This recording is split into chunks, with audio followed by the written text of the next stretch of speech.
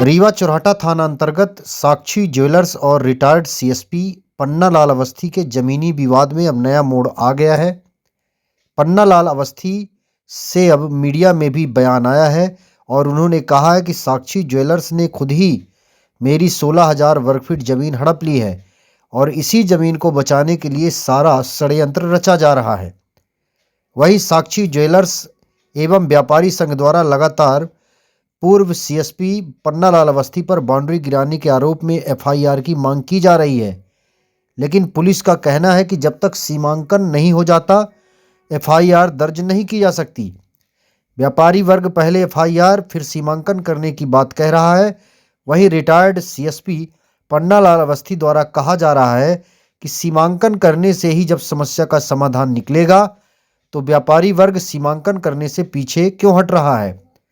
पन्ना लाल अवस्थी द्वारा बताया गया कि 187 नंबर की जमीन को साक्षी ज्वेलर्स द्वारा स्वयं ही कब्जा कर लिया गया है और उल्टा हमें बदनाम करने की कोशिश की जा रही है।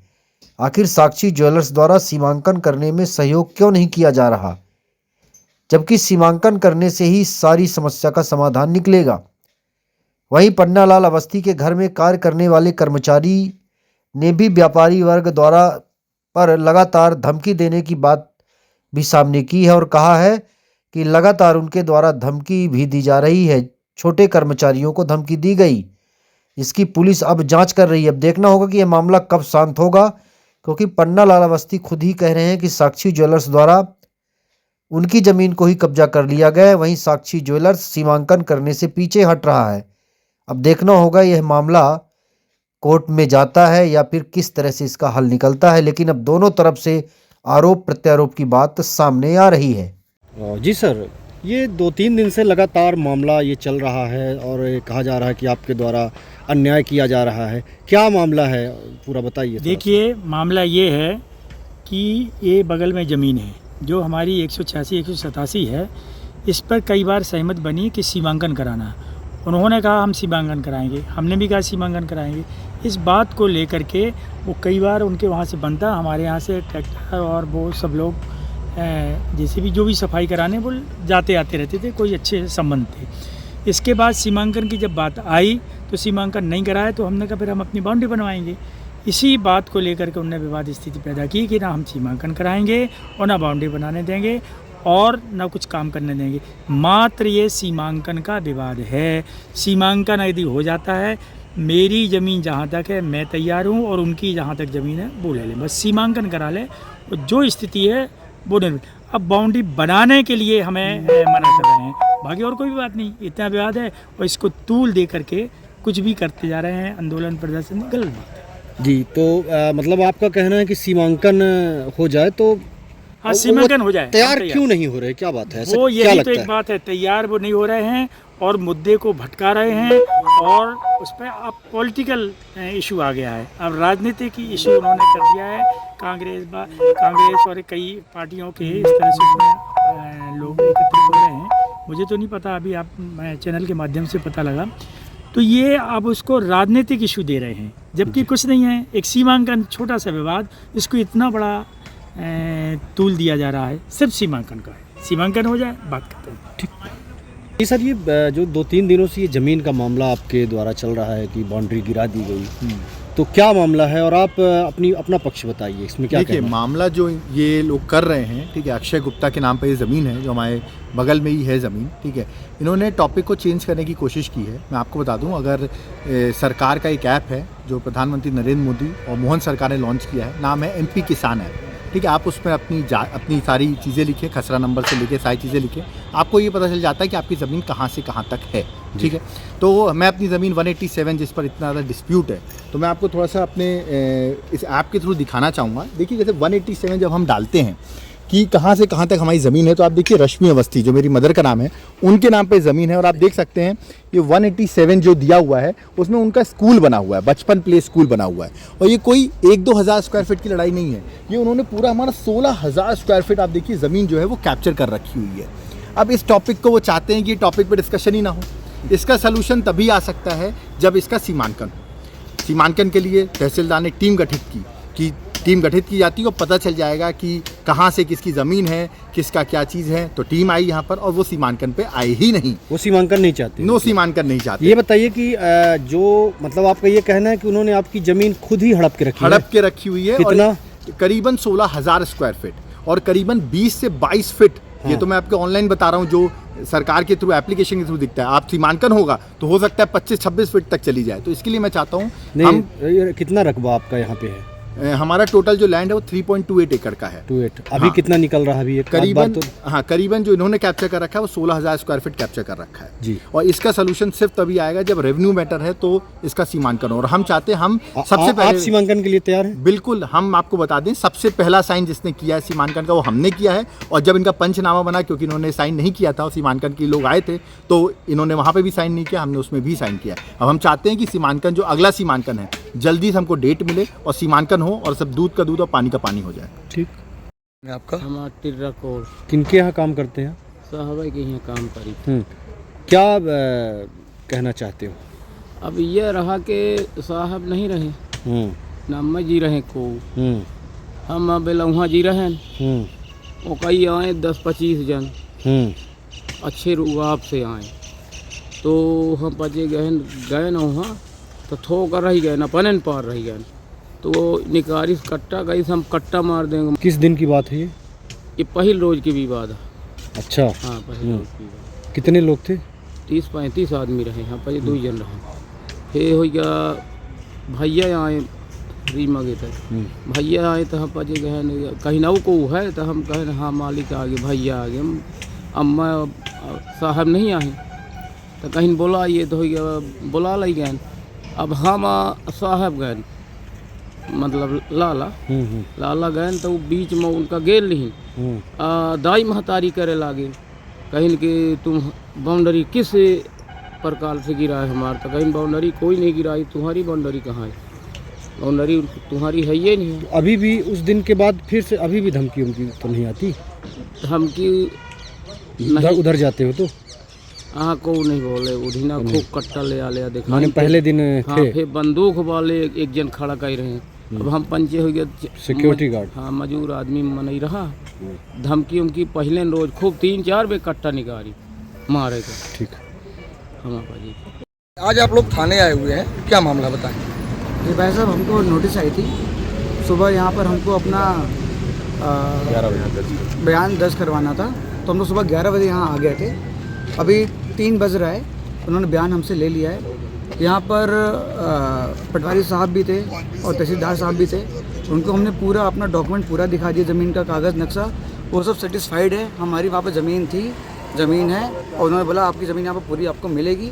लेकिन मुद्दा मेरा ये भी है कि इन्होंने अभी तक मेरा बयान लेने के बाद भी इन्होंने मेरा कोई भी FIR अभी तक नहीं लॉन्च किया, जो कि हम 5-6 दिन से बहुत भटक रहे हैं। यहाँ पर थाना वाले थाना बुलाते हैं, सुबह से शाम तक मेरा पूरा टाइम बर्बाद करते हैं, मेरे परिवार का टाइम बर्बाद करते हैं, मानसिक तकलीफ देते हैं। उसके बाद फिर आखिर में बोल देते हैं आपका शाम हो गया, अब आपका FIR नहीं दर्ज हो पाएगा। और बोलते हैं अगर हम करेंगे भी तो किसी के भी नाम पे करेंगे, अज्ञान के नाम पे करेंगे, अज्ञात के नाम पे करेंगे। तो ये कोई CSP मैडम गोल मटोल बात करती रहती हैं। अगर उनको करना होता पहले दिन ही कर लेती होती। आप अगर जाएंगे वहाँ पर प्लॉट में, ज़मीन पे, तो साफ पूरा दिखाई दे रहा है, बाउंड्री तोड़ी गई है, मलबा अंदर किया गया है। और मैं नहीं, 200 लोग जाके देख चुके हैं, आपके चैनल के लोग भी जाके देख चुके हैं, वहाँ मलबा रखा हुआ है, ज़मीन तोड़ी गई है। अब पुलिस वाले उसको मानने के लिए रेडी नहीं है। इससे आदमी क्या करे? समाज में एकदम हम लोग बिल्कुल परेशान है इस समय। देखिए ये बताइए, लगातार इनको इनसे पूछ लीजिए। ये बताइए, अगर बताएंगे पीएल सर। अवस्थी का इसी तरह बाउंड्री होता और एक समान आदमी उनकी बाउंड्री को तोड़ दिया होता, तो क्या इसी तरह पुलिस वाले कार्रवाई करते? आज मेरा व्यापारी भाई 5 दिन से भटक रहा है, उसकी कोई रिपोर्ट नहीं सुनी जा रही है और अज्ञात के नाम पे कहा जा रहा है कि FIR करिए। क्या ये वैध है? जबकि ये नामजद नाम बता रहे हैं, उनके बगल में उनकी ज़मीन है और ये बता रहे हैं कि उनके द्वारा ये सब कृत्य किया गया है। अगर इतने ही दिलेर होते तो दिन में करते ना, शासन प्रशासन के साथ आते। मेरे 50 साल से ज़मीन वहाँ पड़ी हुई है, मेरी बाउंड्री है, तो इतनी हिम्मत होती तो सामने आके करते।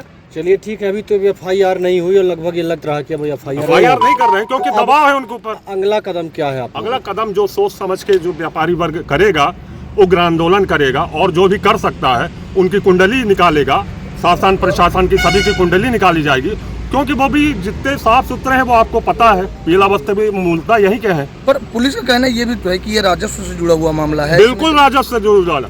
ये बताइए, आपका घर है, आपके घर में कोई घुस जाता है, ठीक है ना, गृह भेदन करके। मैं बोल रहा हूँ कि धारा 329 BNS के अंतर्गत मामला पंजीबद्ध करें, वो क्यों नहीं कर रहे हैं? आपने मेरी बाउंड्री तोड़ दी, मेरा घर तोड़ दिया, मामला पंजीबद्ध नहीं होता है। आपके घर में अगर मैं तोड़ दूँ, घर में मामला पंजीबद्ध नहीं होगा। मैं समान आदमी हूँ, आपके घर जाता हूँ और बाउंड्री को गिरा देता हूँ, मामला पंजीबद्ध होगा कि नहीं होगा? आप ही बताइए। आप हैं, आपके घर का मैं कोई भी नुकसान कर दूँ, मामला पंजीबद्ध नहीं होगा? मेरा 65-70 लाख का नुकसान हो गया, बताइए कौन देगा? मतलब वो रसूख में है तो हमारा मामला पंजीबद्ध नहीं होगा। तो ऐसा है, भूल में ना रहे, मामला तो पंजीबद्ध होगा, चाहे जहां से होगा मामला पंजीबद्ध। वर्ग एक बार फिर यहाँ थाने में है और आज लोग आज सुबह से थाने में बैठे हुए हैं। क्या निष्कर्ष निकला, क्या निर्णय निकला? देखिए, ये पुलिस प्रशासन पूरा गोल मोल इन लोग को घुमा रहा है, ये रिकॉर्ड लाइए, वो रिकॉर्ड लाइए, सारे रिकॉर्ड दे दिए गए हैं और जिनके सामने ये कृत्य गिराया गया है उनका बयान भी आज दर्ज हो गया है। फिर भी पुलिस प्रशासन यहाँ पर FIR करने को तैयार नहीं है। इससे साफ साबित हो रहा है कि PL अवस्थी को माननीय राजन शुक्ला जी सपोर्ट कर रहे हैं और इस समय राजन शुक्ला पूरे प्राइवेट लिमिटेड कर दिए हैं रीवा को।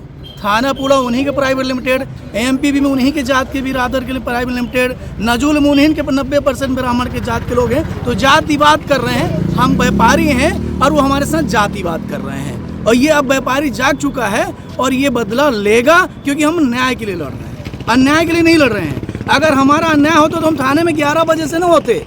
11 बजे से थाना प्रशासन माननीय कलाई जी साहब ने बोला कि आप लोग जाइए और हम बयान दरवाजे रहे हैं, फिर भी हमको वो आज हमारे FIR हमारे व्यापारी नहीं किए। बड़ा दुर्भाग्यपूर्ण है कि आज व्यापारी की सरकार में व्यापारी परेशान है। वो नहीं रही है, अगला कदम क्या उठाएंगे आप लोग? अगला कदम बड़ा दमदार के साथ होगा और पूरे बिंद से मध्य प्रदेश तक ये आवाज़ जाएगी। अभी जो BJP सोच रही ना कि व्यापारी शांत बैठेंगे, ये आग लग चुकी है।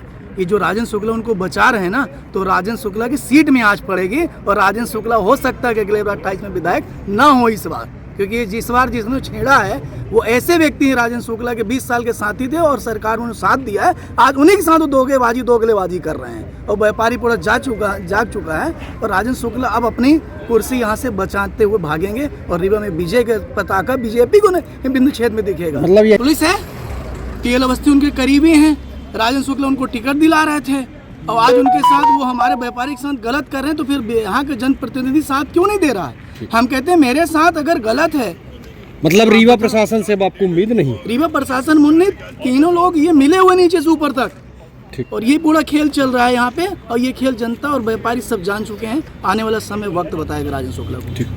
तो व्यापारी वर्ग जो है फिर थाने में आया हुआ था और इनके FIR की लगातार मांग चल रही है। क्या मामला है मैम, बताएं। जो एक पक्ष है जिसमें सीमांकन विवाद है दोनों पक्षों के बीच में, वो पक्ष थाने आज स्टेटमेंट देने के लिए आया था। संबंधित राजस्व के अधिकारी कर्मचारी भी यहाँ उपस्थित थे और अभी भी उनको यही बताया गया है कि सीमांकन कराया जाए। जो ज़मीन है वो किसकी ज़मीन है ये स्पष्ट नहीं है, परंतु वो सीमांकन कराने के लिए तैयार नहीं है। जो गुप्ता पक्ष है वो सीमांकन कराने के लिए तैयार नहीं है। नहीं तो उनकी ये मांग है कि जो हमारी बाउंड्री तोड़ी गई उस पर FIR दर्ज करें। तो ये क्या राजस्व के जो अधिकारी यहाँ आए हैं उनके द्वारा ये बताया गया है कि जब तक ये ज़मीन और बाउंड्री का क्लियर नहीं होगा कि वो किसकी ज़मीन पे बनी हुई है, तब तक फरियादी क्लियर नहीं होगा कि किसकी तरफ से FIR होनी चाहिए। वो अस्पष्ट है, दोनों पक्षों ने इस संबंध में आवेदन दिए हैं कि उनकी ज़मीन है, उनकी बाउंड्री है। तो जब तक यह क्लियर नहीं होगा कि वो किसकी ज़मीन और किसकी बाउंड्री है, तब तक FIR इसीलिए उसमें नहीं हो पा रही। और राजस्व के जो अधिकारी हैं उनके द्वारा उन्हें स्पष्ट बताया गया है कि आप ज़मीन का सीमांकन कराइए और उसके बाद जो वस्तु स्थिति होगी तो अग्रिम वैधानिक कार्रवाई की जाएगी, परंतु वो तैयार नहीं है। मान लीजिए कि अगर ये साबित हो जाता है कि उन्होंने गलत किया है तो फिर FIR होगी? सीमांकन राजस्व के कर्मचारी और अधिकारी बता रहे हैं, सीमांकन होने के पश्चात जो भी वस्तु स्थिति होगी तो उसमें उचित वैधानिक कार्रवाई की जाएगी। ठीक।